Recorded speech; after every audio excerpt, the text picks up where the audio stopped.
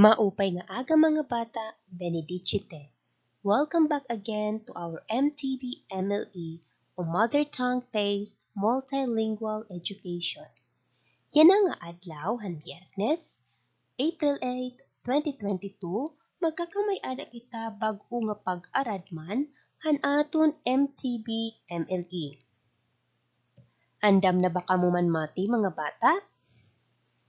Tikangin na naton ang aton leksyon.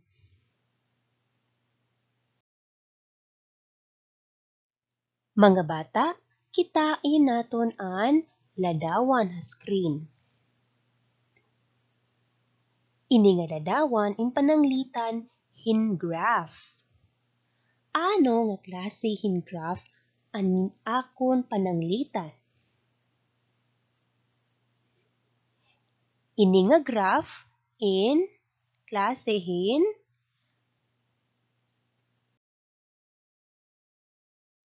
pictograph. Amo ini yan na itaton pag-aradman. Hiunong hin pictograph.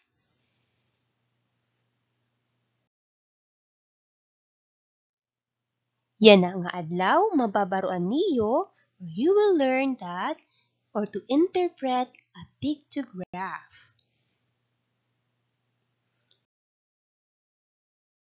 Yan na mga bata, bag-o kita kumadtohan aton pag-aradman, balikianay naton an aton leksyon han una nga semana. Hiunong hinano an aton leksyon han una nga semana. Magkarit, hiunong hin synonyms ngan antonyms. Ano pa daw laton ibig sabihin ng synonyms ngan antonyms?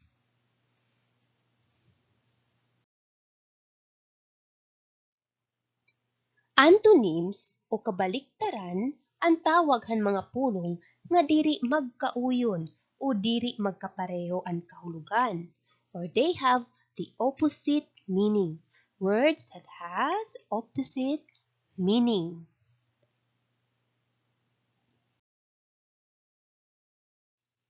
Ang synonyms naman o pareho kahulugan ng mga pulong ang tawag han mga pulong nga magkapareho ang karuyag sidingon.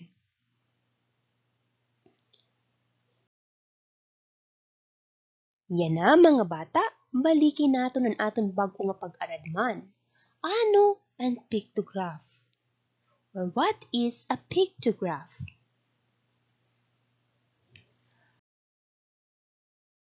Ang pictograph mga bata ay isang uri ng graph na gumagamit ng larawan.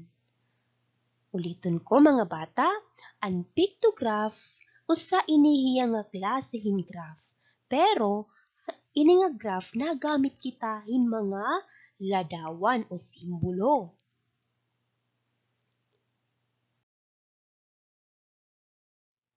Itusa nga pictograph mga bata may ada mga parte.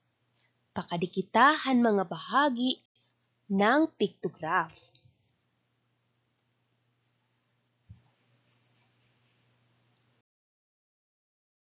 Mga bata, ang usa nga pictograph may ada pamagat or title. Amo ini ang title han atong pictograph, mga anak nga babayi ngan lalaki. May ada liwat hini simbolo o mga ladawan nga aton ginagamit. Yan na mga bata, ano pa daw laadto ang pamagat or title han aton pictograph? Magarit, mga anak nga babayi ngan lalaki. Yan na, bato na ang akon mga masunod nga pakiana. Kan kanay pamilya ang may pinakadamo nga magburugto nga babayi. So kikitaon naton dinhi han aton pictograph. Han aton pictograph may ada kita table. Table ini mga batang tawag. So dinhi naton table may ada kolom nga nagsusumat han mga pamilya. May ada kita pamilya ni Rowena, pamilya ni Gretel, pamilya ni Rosemary, pamilya ni Lourdes. Han ikaduha nga kolom may ada kita ihap han mga anak nga babayi ngan lalaki. Yan na, balikin naton ang pakiana ni teacher. Ngan bato na. Pag-admihin maupay ang pictograph. Kan kanay pamilya an may pinakadamo nga magburugto nga babayi.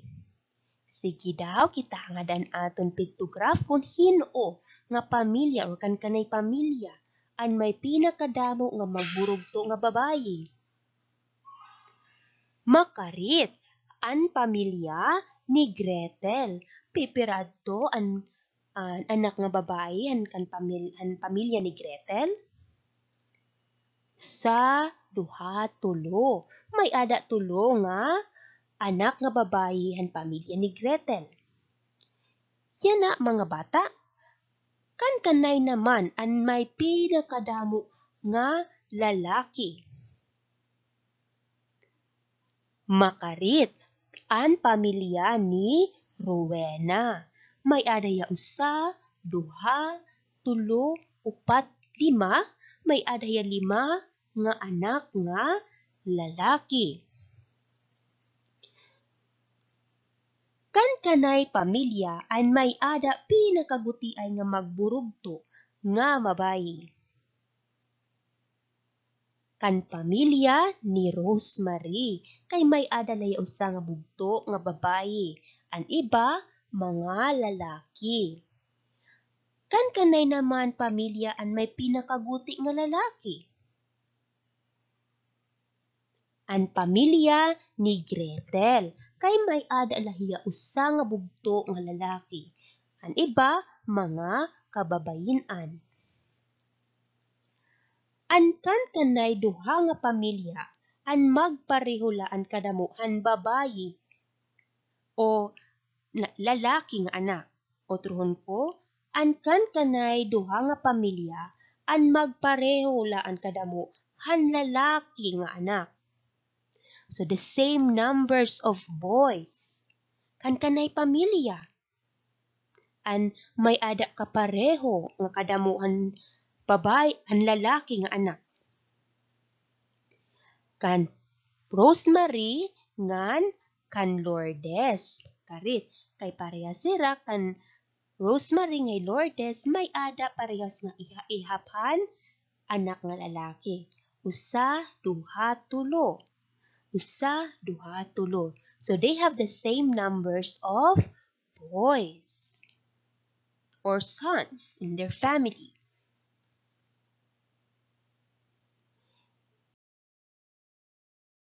Yana, basaha ngan pag-admihin maupay ang pictograph. Patuna ang mga pakiana.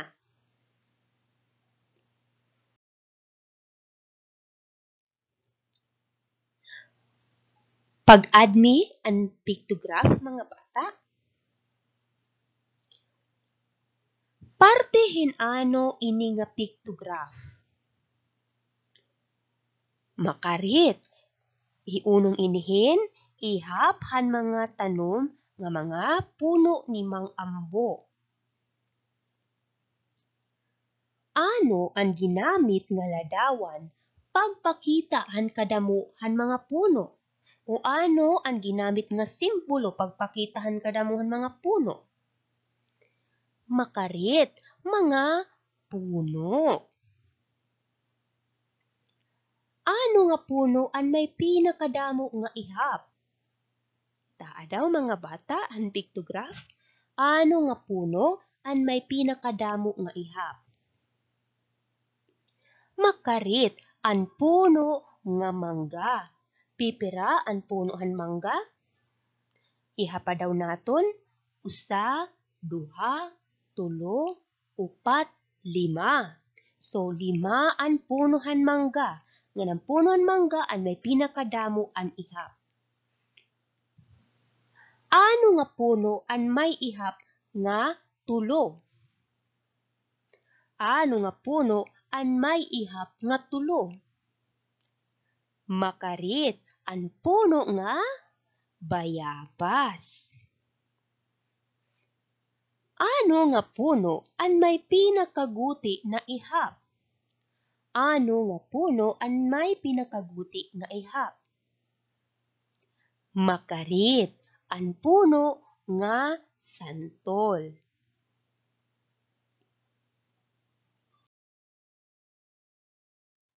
Sige daw mga bata, ano liwat adto ang pictograph?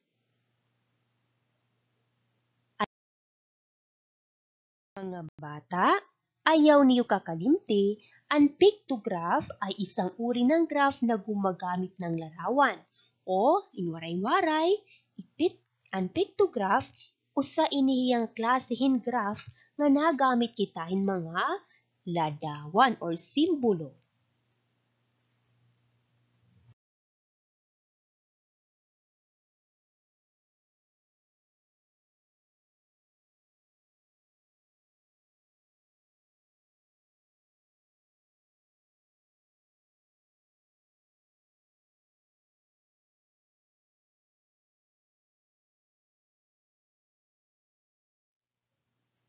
Basaha ngan pag-admihin maupay ang pictograph.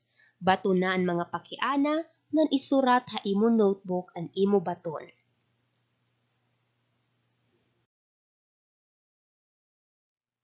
Adi ang aton pictograph. Kadamuhan balay ha mga barangay. Ang una nga kolom may ada kita mga barangay. Han ikaduha nga kolom ihap han mga balayan ha kada barangay. Pag-admi ang ladawan mga bata.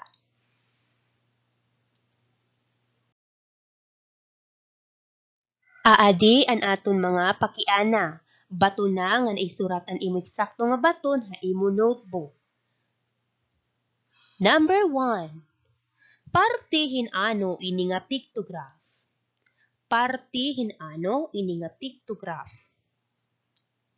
Ikaduha, ano man ang ginamit nga ladawan o simbolo pagpakitahan kadamo han mga balay ha mga barangay. Ano man ang ginamit nga ladawan o simbolo pagpakita han kadamo han mga balay ha mga barangay. Ikatulo, ano nga mga barangay ang iginpakita dinhi hini nga mga pictograph? Ano nga mga barangay ang iginpakita dinhi hindi nga pictograph? Ikaupat, ano nga barangay ang pinakadamo ang ihap nga mga balay? Ano nga barangay ang pinakadamo ang ihap nga mga balay? Ngan ikalima, ano nga barangay ang may pinakaguti ang ihap nga mga balay? Ano nga barangay ang may pinakaguti ang ihap nga mga balay?